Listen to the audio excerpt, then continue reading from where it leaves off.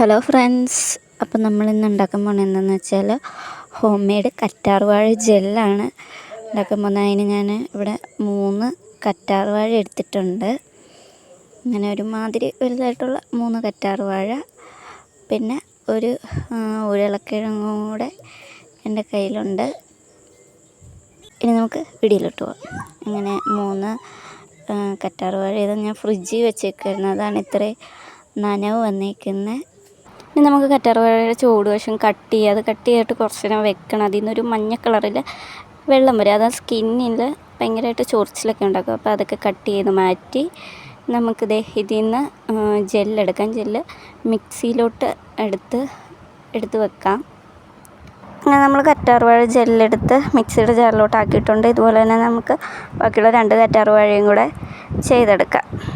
ഇനി നമുക്കിതൊന്ന് അരച്ചെടുക്കാം. അങ്ങനെ നമ്മൾ കറ്റാർ വാഴയുടെ ജെല്ല് ജ്യൂസ് പരുവത്തിൽ ഇവിടെ എടുത്തിട്ടുണ്ട്, നല്ലതായിട്ട് അരഞ്ഞ് എടുത്തിട്ട്. ഇനി നമുക്കിതിലോട്ട് കുറച്ച് വെള്ളവും കൂടെ ആഡ് ചെയ്തിട്ട് ഇതൊന്ന് അരിച്ചെടുക്കണം. കുറച്ച് വെള്ളം ഒഴിച്ച് നല്ലതായിട്ട് മിക്സ് ചെയ്തിട്ട്, ആവശ്യത്തിന് വെള്ളം ഒഴിക്കാം കേട്ടോ. ഇതൊന്ന് മിക്സ് ചെയ്തിട്ട് നന്നായിട്ടൊന്ന് അരിച്ചെടുക്കുക. അതായത് വെള്ളത്തുണിയിലോ അല്ലെങ്കിൽ അരിപ്പ വെച്ചിട്ടോ എങ്ങനെയാണെന്ന് വെച്ചാൽ നിങ്ങളുടെ ഇഷ്ടം പോലെ നമുക്കിതൊന്ന് അരിച്ചെടുക്കണം. അപ്പോൾ നമ്മളിനി അരിച്ചെടുക്കാൻ പോവുകയാണ്. നമ്മളൊരു അരിപ്പൊക്കെ വെച്ച് സെറ്റാക്കിയിട്ട് നമ്മുടെ കറ്റാർ വാഴ ജ്യൂസ് അതിലോട്ട് ഒഴിച്ച് കൊടുത്ത് നല്ലതായിട്ടൊന്ന് അരിച്ചെടുക്കുക. എന്നിട്ട് സ്പൂണോ ഒക്കെ വെച്ചിട്ട് നല്ലതായിട്ടൊന്ന് ഇളക്കി കൊടുത്ത് അരിച്ചെടുത്താൽ പെട്ടെന്ന് തന്നെ അത് തീരെ ജ്യൂസ് രൂപത്തിൽ പാത്രത്തിൽ വന്ന് കിടക്കുന്നതായിരിക്കും.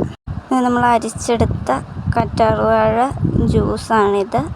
നമ്മളൊന്ന് മാറ്റി വെച്ചു. നമുക്ക് ഉരുളക്കിഴങ്ങ് ഒന്ന് കട്ട് ചെയ്ത് ഇതൊന്ന് ജ്യൂസ് രൂപത്തിൽ അടിച്ചെടുക്കണം. അങ്ങനെ നമ്മൾ ഉരുളക്കിഴങ്ങ് കട്ട് ചെയ്തത് മിക്സിയുടെ ജാറിലോട്ട് ഇട്ടിട്ടുണ്ട്. ഇനി നമുക്കിതൊന്ന് ജ്യൂസ് പരുവത്തിൽ അടിച്ചെടുക്കാം. അങ്ങനെ നമ്മുടെ ഉരുളക്കിഴങ്ങും ജ്യൂസ് പരുവത്തിൽ അടിച്ചെടുത്തത് ഇവിടെ റെഡിയായി കഴിഞ്ഞിരിക്കുന്നു. ഇതിലോട്ട് നമുക്ക് ആവശ്യത്തിന് കുറച്ച് വെള്ളം ആഡ് ചെയ്ത് കൊടുക്കാം.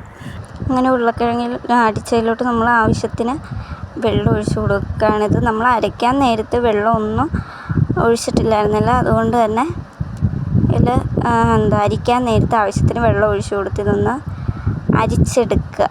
ഇതൊരുമാതിരി കുഴമ്പ് രൂപത്തിരിക്കുന്നുണ്ട്, കുറച്ച് പാടായിരിക്കും ഒന്ന് അരിച്ചെടുക്കാനായിട്ട്. അപ്പോൾ നമുക്ക് കുറച്ചുകൂടെ വെള്ളം ആഡ് ചെയ്തിട്ട് നന്നായിട്ടൊന്ന് അരിച്ചെടുക്കാവുന്നതാണ്.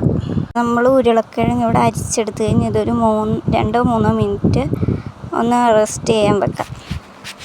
ഒരു 3 മിനിറ്റ് കഴിയുമ്പോൾ ഇങ്ങനെ ആയിരിക്കും അവസ്ഥ. ഇതൊന്ന് നമുക്കിനി ഒന്ന് ഈ വെള്ളം ഊറ്റിക്കളയണം.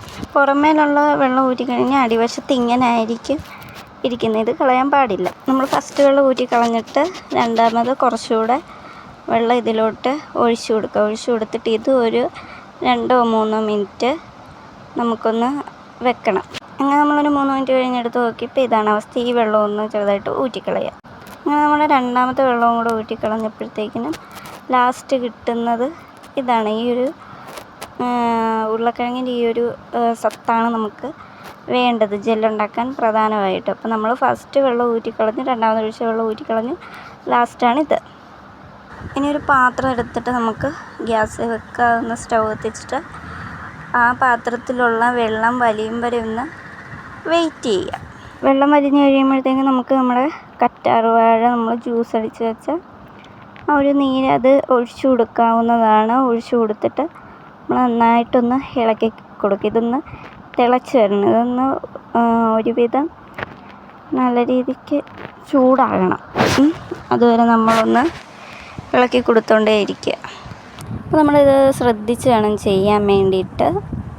അതായത് ഇതിൽ മെയിനായിട്ട് നമ്മൾ ഉരുളക്കിഴങ്ങിൻ്റെ ആ ഒരു സത്താണ് വേണ്ടത്.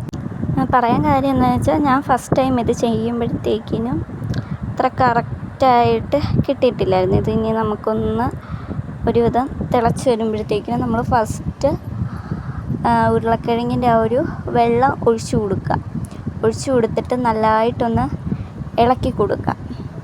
നല്ലതായിട്ട് അടുക്കി പിടിക്കാത്ത വിധം, അതായത് ആ ഒരു പാനിൽ നല്ല രീതിക്ക് ഒട്ടിപ്പിടിച്ചിരിക്കാത്ത വിധം നമ്മൾ ഒന്ന് ഇളക്കി കൊടുക്കുക. അത് കഴിഞ്ഞ ശേഷം നമുക്കിത് ഈ ഒരു കുഴമ്പ് രൂപത്തിലായിരിക്കുന്ന നമ്മുടെ ഉരുളക്കിഴങ്ങിൻ്റെ ആ ഒരു അത് നമുക്കിത് കുറേച്ചൊന്ന് ഇട്ട് കൊടുക്കണം. ഇത് ഇട്ട് കൊടുക്കുമ്പോഴാണ് ശരിക്കും ഇതൊന്ന് കട്ടയാകുന്നത്. ഇതിന് വേണ്ടി നമ്മളൊന്നും ചെയ്യണ്ട. നമ്മൾ ജ്യൂസ് അടിച്ച് അതിൽ കുറച്ച് വെള്ളം ഒഴിച്ച് അരിച്ചൊരു പാത്രത്തിൽ വെക്കുമ്പോൾ തന്നെ അതിൻ്റെ സത്തിങ്ങനെ അടിയാൻ തുടങ്ങും. അതാണ് പിന്നെ ഇതിൽ മെയിനായിട്ട് വേണ്ടത്. അപ്പോൾ നമ്മൾ ഫസ്റ്റ് വെള്ളം, അതായത് നമ്മൾ അരിച്ച ഉരുളക്കിഴങ്ങ് ജ്യൂസിലോട്ട് ഫസ്റ്റ് വെള്ളം ഒഴിച്ച് അതൊരു 3 മിനിറ്റ് വെച്ചതിൻ്റെ ശേഷം ആ വെള്ളം ഊറ്റിക്കളഞ്ഞിട്ട് വീണ്ടും രണ്ടാമത് കുറച്ചുകൂടെ വെള്ളം ഒഴിക്കുക, അതൊന്ന് ഊറ്റിക്കളയുക. അന്നേരമാണ് ലാസ്റ്റ് കുഴമ്പ് രൂപത്തിൽ നമുക്ക് കിട്ടുക. അതാണ് ഇതിൽ മെയിനായിട്ട് വേണ്ടത്. നമുക്കിനി അത് ഒഴിച്ചു കൊടുത്തത് നല്ലതായിട്ട് തിളച്ച് വരുന്തോറും ജെല്ല് സെറ്റായിട്ട് വരുന്ന നമുക്ക് ഇളക്കി നല്ല കുഴമ്പ്, നമ്മൾക്കറിയാമല്ലോ സാധാരണ ഒരു ജെല്ല് എങ്ങനെ ഇരിക്കും, ആ ഒരു രൂപത്തിൽ നമ്മൾ ഇത് തിളയ്ക്കും തോറും നമ്മളിങ്ങനെ ഇളക്കി കൊടുത്തുകൊണ്ടേ ഇരിക്കണം. നമുക്ക് അങ്ങനെ ആക്കി എടുക്കണമല്ലോ, അതിന് വേണ്ടിയിട്ട്. അങ്ങനെ നമ്മുടെ ഹോം മെയ്ഡ് അലോവേര ജെൽ ഇവിടെ റെഡി ആയിരിക്കുകയാണ്. ഇതൊരു 2 മിനിറ്റെങ്കിലും റെസ്റ്റ് ചെയ്യാൻ വെക്കണം. അത് തണുത്ത് വരുമ്പോഴാണ് കറക്റ്റ് ജെല്ല് പരുവത്തിയായിട്ട് വരുന്നത്.